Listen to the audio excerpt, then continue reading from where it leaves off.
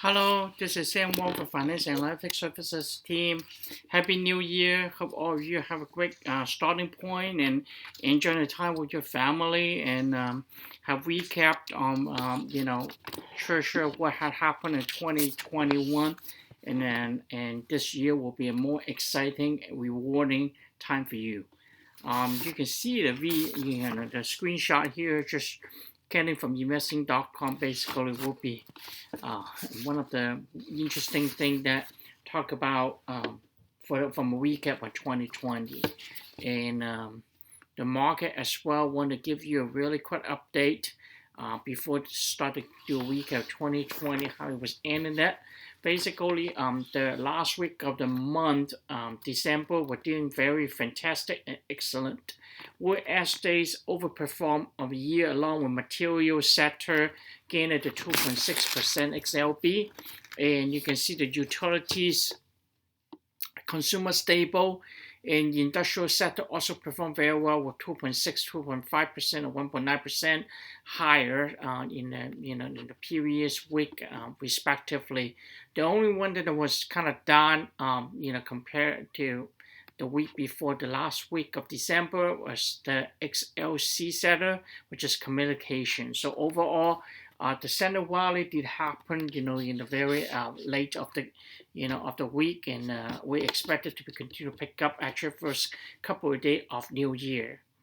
And if you look at that Dow Jones Industrial Average, it was ending up very, although it wasn't like the way how it was predicted, 40,000, which was a little bit close to like 8.5% lower than what was projected, but it was still a phenomenon year with with you look at the return, 20% plus for Dow Jones Industrial Average. So so it was really a fantastic year, and in S&P 500 was really performing very well and strong, finished very solidly. So, and the Nasdaq was also up. So all three major indexes were very bad compared to the beginning of the year. The new year started in 2021. The beginning started with COVID-19 virus challenge as the official global death toll reached the 2 million mark in January. Supporters of President Donald Trump stormed the U.S. Capitol in Washington. Regardless, Joe Biden's inauguration did proceed smoothly in the end, and he promptly unveiled the 1.5 trillion COVID-19 stimulus package, which kind of helped the economy a lot and boosting up things. And after starting the year, Bitcoin also, another one to pay attention, jumped over 40,000 for 30,000 and jumped to 58,000 mark in February. Bitcoin reached record high in April for 63,000, but tumbled back since then. Professional short sellers had also positioned themselves for fall in the stock. A great example is GameStop, which is what the political cartoon showed you earlier of that, which is soft squeezer, which actually against the big giant professional fund managers, and they actually won the battle and be able to push the stock as high as 40 times higher. And obviously push it back in a year, but still value very high and compared to at the very beginning. Tesla bought 1.5 billion worth of Bitcoin, and he constantly pumped Dogecoin and the Twitter. So Dogecoin was also up quite a bit of a year. Jeff Bezos announced he was stepping down as CEO of Amazon after 30 years. So the first quarter, to look at the recap, equity market has rose over a few percentage points given Dow Jones was up 7.8%, as S&P 500 surged over 5%. At that point last, that was slightly behind, but also still up 2%. In the second quarter, China's financial market took a tumble as Communist Party intensifies crackdown aimed at winning and then influence the growing power of its thriving domestic internet company. Alibaba, symbol BABA, pulled back significantly from a record high of 274 to the end of 2020 at 119. So that is still a bargain, in 2022. If you believe that China was still growing and with the GDP plan of over 6 or 7%, and obviously you end the year about 8%. Large cap stock got all the attention. Second quarter kicked off a period of strong earning economic data in April. When the monthly job report for April showed 266,000 new jobs at the period, much lower than estimate of 1 million, U.S. government decided to extend unemployment benefit. Fears about inflation then started digging in the meat of top rising costs and labor shortage. Consumer producer price continued to surge. Though a surge in COVID virus case caused the European government second guess their reopening plan, stock continued to climb. All major industries were advanced further for April and beginning of May. The worry over soaring inflation and rising bond yields sparked a sell-off in fast-growing technology stock in May. In June, 25 states withdrew the extra unemployment benefit that had been growing out of people since the pandemic, and unemployment was 5.9% in June. Despite pullback in May, equity markets rose over 10%, as you can see the graph provided earlier. So in the second quarter, if you would have paid attention, this is the graph for S&P 500 as an example. It started at the beginning of 3,700-ish, and then in June you can see that it's back at the end of June were 4,200-ish. So it was a very tremendous 6,000 points up roughly. And same picture that painted the picture, despite the volatility and the V shape, you can see the two V shape basically happened within the first 6 months. It was Nasdaq was hitting over record high as well, close to 14,500. And same thing with Dow Jones Industrial Average that, despite the February drop and there's another volatility, fear in the month of May here, in June, at the end of June here, it was still ended up higher than when it was started, and it was up about 10% plus at that point.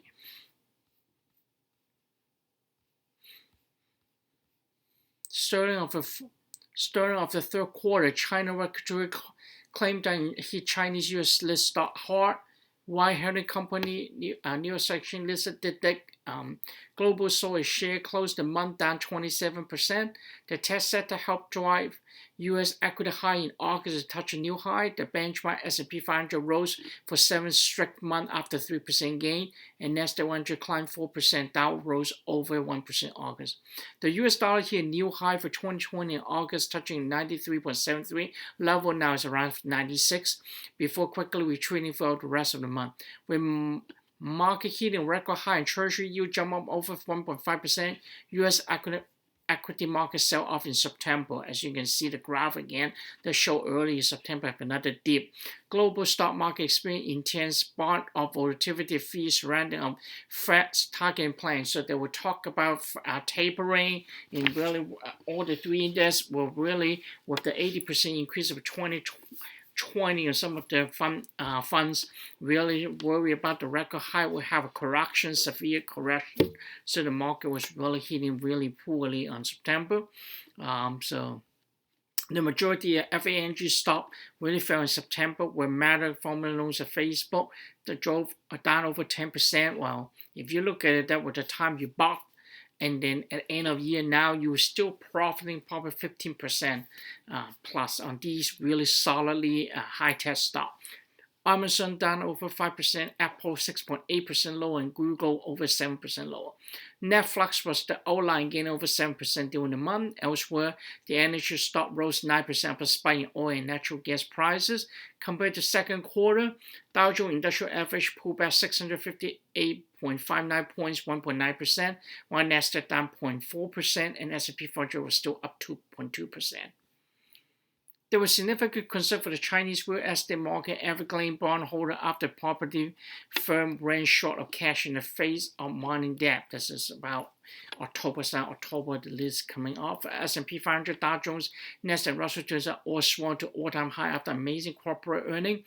Fear the surging costs from clog-up supply chain where whole margin hostage quickly dispersed as firms were able to pass on costs to consumers. Tesla, however, was one of the standout performers of the month, working up again 43%. In October, the Securities Exchange Commission approved the post-share Bitcoin strategy fund. This showed Bitcoin rose over 56,000 again. Market focus on Fed decisions tapering as well as the consumer retail sales and inflation data. Despite the market took a pause in mid-October, so September has a sell-off. So bought at the dip, kind of rebounding and then it, kind of has a little volatility and pause in a little bit, that not going up any further, but then you was trying to rebound it again, and you actually do pretty well in October, in November time period again with some volatility until there's after Thanksgiving the new variant, which is Omicron, emerged from South Africa. Europe was soon under siege and locked down again. The Bank of England and expected increasing interest rate to combat inflationary pressure. Markets rallied with attack delivering strong post-Fed gain and top of April 3 trillion valuation. They get very close and not quite getting there. And with the record high of $182 a share. Global stocks stage a rebound with the benchmark S&P 500 closing yet another new round peak. Stock on Wall Street ended their final trading session 2021 low on Friday, with the S&P 500 coming off a record-setting year. WTI has risen more than 30% over the past 7 sessions after slumping to a 3-week low of $66.04 back to 76.99 per barrel. Overall, 2021 was another excellent year for U.S. and global stock across the board. Dow Jones Industrial Average Index surged over 6,000 point increase of 20.2%. Nasdaq was up 21.4%, and S&P was ended with a year of 26.9% return. 2022 again will mark a new market era. Inflation, central bank tightening, renewed capital investment, wage pressure, and so on, and potential inflation problem. We're still focusing off of chip shortages. Buying the Dow's worst performing stock has strongly generated big return the following year, according to a study dating back 25 years. Diversification was consistency wins. So once you have decided your risk tolerance, you can usually construct your own matrix of what you will be investing in for the following year, 2022. Given that, again, bear in mind that we'll always have volatility in the market. Despite political risk and delisting, Chinese stock can still be potential gainers as they retreat so much the last quarter of 2021. Stock that will be benefit from reporting is still a great choice in the long run. I don't think we will expect ourselves to get stuck and not travel or stop going to restaurant or to eat forever. Technology stocks such as Apple, which again, Apple phone cloud business and so on, were very strong. Meta platforms, Facebook, which probably gearing the future, and other potential future growth from other than the Bitcoin cryptocurrency. Cloud-based business stocks such as Dow Trends DT, EV stock again will be another momentum potential. Tesla, XPEV, and the one I have mentioned before, HYLN, still on the table.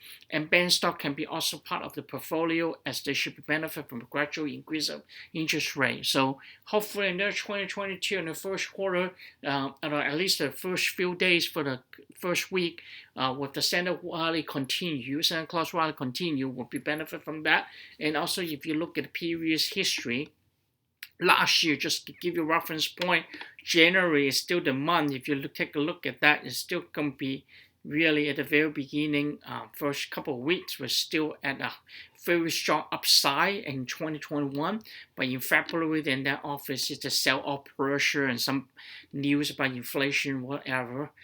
So then you're driving the market down a bit on February and March. And then on the first quarter, you actually landed on, still a pretty strong gain as March come back up again with strong, solidly earning, which is what we can see probably thinking about, what in January we'll be releasing some earnings as corporations again, which may be probably very resilient and show how good the economic growth and retail sales and so on is despite the potential Omicron increase of cases in the US. So that could be potential still an upside, and then February may follow the pattern again, and then we'll have to wait for the first quarter again another earnings. And at that point, we have a really good indicator and idea properly how the economic, how the lockdown happening, how does the the new variant behave. Pfizer may really scale up to the pills that needed to really for people who really in need and get sick from Omicron. So then these were and also Biden plan of the BBB that now got killed, maybe potential back on the table. So there's still a lot of cash on the side. So all this stuff is still telling you a positive aspect of it. And also in early February, the Olympics will start in Beijing, which probably hopefully will create some harmony, normally not very political, trying to be harmonizing and where people would showing the spirit in the Chinese New Year. So things will be hopefully will be on the positive side on the Chinese space and the investment and the stock as well. So these will be a combination, and hopefully the first quarter will be another very strong quarter, and you'll be very interested to see how the market behave and how these big technology stock continue. As long as, like I said, if we're below to 1.5% treasury yield, we kind of already expected the tapering continue with that and the potential add of the interest rate 2 times for 2022.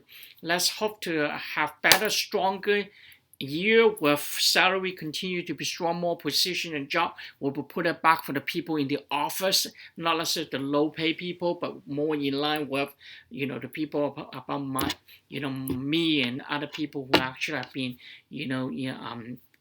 between the average and rich people.